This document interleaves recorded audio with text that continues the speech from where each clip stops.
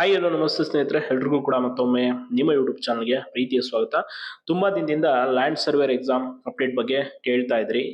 ಎಲ್ಲಿಗೆ ಬಂತು land surveyor ನೇಮಕಾತಿ ಸಂಬಂಧಪಟ್ಟ ಹಾಗೆ ರಿನೋಟಿಫಿಕೇಶನ್ ಯಾವಾಗ ಆಗುತ್ತೆ, ಏನು ಕತೆ ಅಂತೆಲ್ಲ ಕೇಳ್ತಾ ಇದ್ರಿ. ನಿಮ್ಗೆ ಗೊತ್ತಿದೆ, ಲ್ಯಾಂಡ್ ಸರ್ವೇರ್ ನೋಟಿಫಿಕೇಶನ್ ಆಗಿತ್ತು, ಅಪ್ಲಿಕೇಶನ್ ಕೂಡ ಹಾಕಿದ್ರಿ, ಇನ್ನೇನು ಪರೀಕ್ಷೆ ಆಗ್ಬೇಕಿತ್ತು.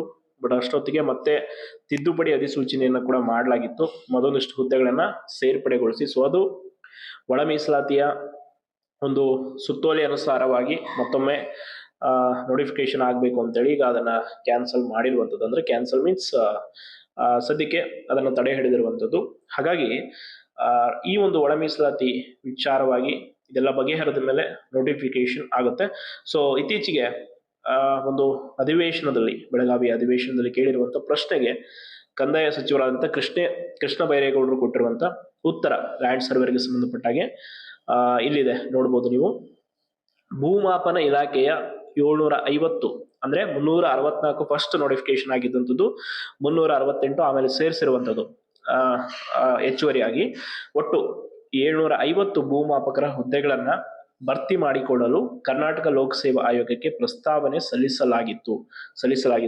ಅಂಡ್ ಕರ್ನಾಟಕ ಲೋಕಸೇವಾ ಆಯೋಗವು 750 ಭೂಮಾಪಕರ ಹುದ್ದೆಗಳನ್ನ ಭರ್ತಿ ಮಾಡಲು ಅಧಿಸೂಚನೆ ಹೊರಡಿಸಿ ತದನಂತರ ನೇರ ನೇಮಕಾತಿ ಮಾಡುವಾಗ, ಅಂದ್ರೆ ಫಸ್ಟ್ ನೋಟಿಫಿಕೇಶನ್ ಆಗಿತ್ತು, ಇನ್ನೇನು ರಿಕ್ರೂಟ್ಮೆಂಟ್ ನಡೀತಾ ಇರೋ ಸಮಯದಲ್ಲಿ ಸರ್ಕಾರದ ಒಳ ಮೀಸಲಾತಿ ನೀತಿಯನ್ನು ಅನುಷ್ಠಾನಗೊಳಿಸುವ ಕಾರಣದಿಂದ ಹೊರಡಿಸಲಾಗಿದ್ದ ಅಧಿಸೂಚನೆಯನ್ನ ರದ್ದುಗೊಳಿಸಲಾಗಿದೆ.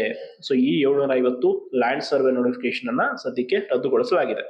ಅಂದ ಹಾಗೆ ನೆಕ್ಸ್ಟ್ ಇಲ್ಲಿ ಹೇಳಿರುವಂತದ್ದು, ಮುಂದುವರೆದು ಭೂಮಾಪಕರುಗಳ ನೇರ ನೇಮಕಾತಿಗೆ ಪ್ರಥಮ ಬಾರಿಗೆ ಕೈಗೊಂಡ ನೇಮಕಾತಿ ಅಂದ್ರೆ ಫಸ್ಟ್ ನೋಟಿಫಿಕೇಶನ್ ಆಗಿದ್ದಂಥದ್ದು ನಿಮ್ಗೆ ಗೊತ್ತಿದೆ. 264 ಉಳಿಕೆ ಮೂಲ ವೃಂದದ ಹುದ್ದೆಗಳು ಅಂಡ್ 100 ಕಲ್ಯಾಣ ಕರ್ನಾಟಕ ಸ್ಥಳೀಯ, ಅಂದ್ರೆ 264 ಉಳಿಕೆ ಮೂಲ ವೃಂದದ ಮತ್ತು 100 ಕಲ್ಯಾಣ ಕರ್ನಾಟಕ ಸ್ಥಳೀಯ ವೃಂದದ ಹುದ್ದೆಗಳನ್ನ ಸೇರಿದಂತೆ ಒಟ್ಟು 364 ಲ್ಯಾಂಡ್ ಸರ್ವೇರ್ ನೋಟಿಫಿಕೇಶನ್ ಆಗಿತ್ತು. ಅದಾದ್ಮೇಲೆ 29/2/2024 ಆಯೋಗದಿಂದ ಹೊರಡಿಸಿರುವ ನೇಮಕಾತಿ ಅಧಿಸೂಚನೆಯಂತೆ ಅರ್ಜಿ ಸಲ್ಲಿಸಿರುವ ಅಭ್ಯರ್ಥಿಗಳಿಗೆ ಸ್ಪರ್ಧಾತ್ಮಕ ಪರೀಕ್ಷೆ ಕೈಗೊಂಡು ನೇಮಕಾತಿ ಎಲ್ಲ ಪ್ರಕ್ರಿಯೆಗಳನ್ನ ಪೂರ್ಣಗೊಳಿಸಿ ಆಯ್ಕೆ ಪಟ್ಟಿ ನೀಡಲು ಮತ್ತು ದಿನಾಂಕ 22/11/2024 ಸೇರ್ಪಡೆ ಅಧಿಸೂಚನೆಯಲ್ಲಿನ, ಅಂದ್ರೆ ಮತ್ತೆ ಸೇರ್ಪಡೆ ಅಧಿಸೂಚನೆಯಲ್ಲಿನ 296 ಉಳಿಕೆ ಮೂಲ ವೃಂದ ಮತ್ತು 90 ಕಲ್ಯಾಣ ಕರ್ನಾಟಕ ಸ್ಥಳೀಯ ವೃಂದದ ಹುದ್ದೆಗಳು ಸೇರಿದಂತೆ ಒಟ್ಟು 386 ಭೂಮಾಪಕರ ಹುದ್ದೆಗಳ ನೇರ ನೇಮಕಾತಿಗೆ ಹೊಸದಾಗಿ ಅಧಿಸೂಚನೆ ಹೊರಡಿಸಿ ನೇಮಕಾತಿ ಪ್ರಕ್ರಿಯೆಯನ್ನು ಪೂರ್ಣಗೊಳಿಸಿ ಆಯ್ಕೆ ಪಟ್ಟಿ ಪ್ರತ್ಯೇಕವಾಗಿ ಪ್ರಕಟಿಸುವಂತೆ ಕರ್ನಾಟಕ ಲೋಕಸೇವಾ ಆಯೋಗವು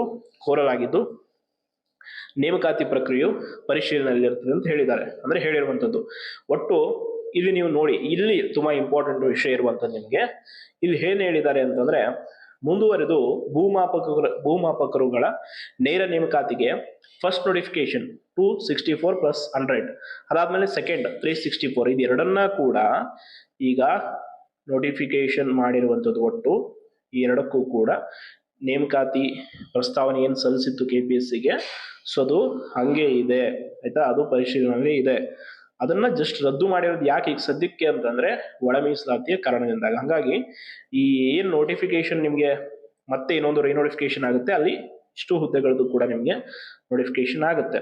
ಸೊ ಒಟ್ಟು ಮತ್ತೆ ಇಲ್ಲಿ 22/11/2024ಗೆ ಸೇರ್ಪಡೆ ಅಧಿಸೂಚನೆಯಲ್ಲಿ ಸೇರಿಸಿದಂಥದ್ದು ಎಷ್ಟು, 296 ಉಳಿಕೆ ಮೂಲ ವೃಂದ, 90 ಕಲ್ಯಾಣ ಕರ್ನಾಟಕ ಸ್ಥಳೀಯ ವೃಂದದ ಹುದ್ದೆಗಳು ಸೇರಿದಂತೆ ಒಟ್ಟು 386 ಭೂಮಾಪಕರ ಹುದ್ದೆಗಳ ನೇರ ನೇಮಕಾತಿಗೆ ಹೊಸದಾಗಿ ಅಧಿಸೂಚನೆ ಹೊರಡಿಸಿ ನೇಮಕಾತಿ ಪ್ರಕ್ರಿಯೆಯನ್ನು ಪೂರ್ಣಗೊಳಿಸಿ ಆಯ್ಕೆ ಪಟ್ಟಿಯನ್ನ ಪ್ರತ್ಯೇಕವಾಗಿ ಪ್ರಕಟಿಸುವಂತೆ ಕರ್ನಾಟಕ ಲೋಕಸೇವಾ ಆಯೋಗವನ್ನು ಕೋರಲಾಗಿದ್ದು, ನೇಮಕಾತಿ ಪ್ರಕ್ರಿಯೆಯು ಪರಿಶೀಲನೆಯಲ್ಲಿರುತ್ತದೆ.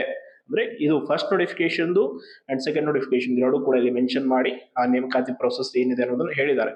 ಅದಾದ್ಮೇಲೆ ಇಲ್ಲಿ ಫೈನಲ್ ಆಗಿ ಹೇಳಿರುವಂತದ್ದು, ಕರ್ನಾಟಕ ಲೋಕಸೇವಾ ಆಯೋಗವು ಅಂತಿಮ ಆಯ್ಕೆ ಪಟ್ಟಿಯನ್ನು ಪ್ರಕಟಿಸಿದ ನಂತರ ಆಯ್ಕೆಗೊಂಡ ಅಭ್ಯರ್ಥಿಗಳ ದಾಖಲೆಗಳನ್ನು ಪರಿಶೀಲಿಸಿ ನೇಮಕಾತಿಗೊಂಡ ಭೂಮಾಪಕರುಗಳನ್ನ, ಅಂದ್ರೆ ಇಲ್ಲಿ ಕೇಳಿರುವಂತದ್ದು ನಮ್ಮ ಹೂವಿನಡಗಲಿ ತಾಲೂಕು ಕಚೇರಿಗೆ ರೀತಿ ಕೊರತೆ ಇದೆ, ನೀವು ಇದನ್ನ ಯಾವಾಗ ಫುಲ್ಫಿಲ್ ಮಾಡ್ತೀರೋ, ಒಟ್ಟಾರೆಯಾಗಿ ಟೋಟಲಿ ಹೇಳಿರುವಂತದ್ದು ಈ ಎರಡೂ ನೇಮಕಾತಿ ಪ್ರಕ್ರಿಯೆಗಳು ಪರಿಶೀಲನೆ ಇದೆ.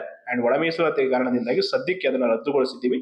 ಅದೆರಡೂ ಆದ್ಮೇಲೆ ನಾವು ಹೊಸದಾಗಿ ನೋಟಿಫಿಕೇಶನ್ ಮಾಡ್ತೀವಿ. ಸೊ ಹಂಗಾಗಿ ಅಲ್ಲಿವರೆಗೂ ಸದ್ಯಕ್ಕೆ ಭೂಮಾಪಕರುಗಳ ಕೊರತೆ ಇದೆ ಅಂತ ಹೇಳಿ ಹೇಳಿರುವಂಥದ್ದು. ಹಂಗಾಗಿ ಯಾರೆಲ್ಲ ಲ್ಯಾಂಡ್ ಸರ್ವೇರ್ಗೆ ಅಪ್ಲಿಕೇಶನ್ ಹಾಕಿದ್ರೆ ಎಕ್ಸಾಮ್ಗೆ, ಈಗ ಹೊಸದಾಗಿ ಕಾಯ್ತಾ ಇದ್ದೀರಾ ಮತ್ತೆ ಈಗ ಯಾವಾಗ ಮಾಡ್ತಾರೆ ನೋಟಿಫಿಕೇಶನ್ ಅಂತ ನೋಡಿ. ಈಗ ಒಳ ಮೀಸಲಾತಿ ಕಾರಣ ನಿಮ್ಗೆ ಗೊತ್ತಾ ಇದೆ, ಕೋರ್ಟ್ ಅಲ್ಲಿ ಕೇಸ್ ಇರುವಂತದ್ದು. ಸೊ ಇದೇ 28ನೇ ತಾರೀಕು ಮತ್ತೊಂದು ಹಿಯರಿಂಗ್ ಇದೆ ಜನವರಿ 28ಕ್ಕೆ. ಸೊ ಅದಾದ್ಮೇಲೆ ಕೋರ್ಟ್ ಏನ್ ಮಾಡುತ್ತೆ, ಏನ್ ಡಿಸಿಷನ್ ಕೊಡುತ್ತೆ ಅನ್ನೋದ್ರ ಮೇಲೆ ಅಂಡ್ ಸರ್ಕಾರ ಯಾವ 56 ಮೇಲೆ ರೆಕ್ರೂಟ್ಮೆಂಟ್ ಹೆಂಗ್ ಸ್ಟಾರ್ಟ್ ಮಾಡುತ್ತೆ ಅನ್ನೋದ್ರ ಮೇಲೆ ಹೊಸ ನೋಟಿಫಿಕೇಶನ್ ಒಂದು ಭವಿಷ್ಯ ನಿರ್ಧಾರ ಆಗುತ್ತೆ. ಆದಷ್ಟು ಬೇಗ ಇದು ಬಗೆಹರಿದ್ರೆ ಜನವರಿ ತಿಂಗಳ ನಂತರ ಫೆಬ್ರವರಿಯಲ್ಲಿ ಹೊಸದಾಗಿ ನೋಟಿಫಿಕೇಶನ್ ಮಾಡ್ತಾರೆ. ನೋಟಿಫಿಕೇಶನ್ ಫಸ್ಟ್ ಯಾವ್ದ್ಯಾವ್ದು ಈಗ ರದ್ದಾಗಿತ್ತಲ್ಲೋ ಅದೇ ಫಸ್ಟ್ ಆಗುತ್ತೆ. ಹಾಗಾಗಿ ಯಾವ್ಯಾವ್ದೆಲ್ಲ ಈಗ ರದ್ದು ಮಾಡಿದ್ರೆ ನಿಮ್ಗೆ ಗೊತ್ತಿದೆ, ಮೋಟರ್ ವೆಹಿಕಲ್ ಇನ್ಸ್ಪೆಕ್ಟರ್, ಲ್ಯಾಂಡ್ ಸರ್ವೇರು, ಬೇರೆ ಬೇರೆ ಅದೆಲ್ಲವೂ ಕೂಡ ಫಸ್ಟ್ ನೋಟಿಫಿಕೇಶನ್ ಆಗುತ್ತೆ. ಒಟ್ಟಾರೆ ಇಷ್ಟು ಮಾಹಿತಿ ಇದೆ ಲ್ಯಾಂಡ್ ಸರ್ವೇರ್ ಕುರಿತು. ತುಂಬಾ ಜನ ಕೇಳ್ತಾ ಇದ್ರಿ ತುಂಬಾ ದಿನದಿಂದ ಕಮೆಂಟ್ ಮೂಲಕ, ಸೊ ಅದಕ್ಕೆ ಉತ್ತರಿಸ್ತಿದ್ದೀನಿ ಅಂತ ಹೇಳ್ತಾ ಧನ್ಯವಾದಗಳು.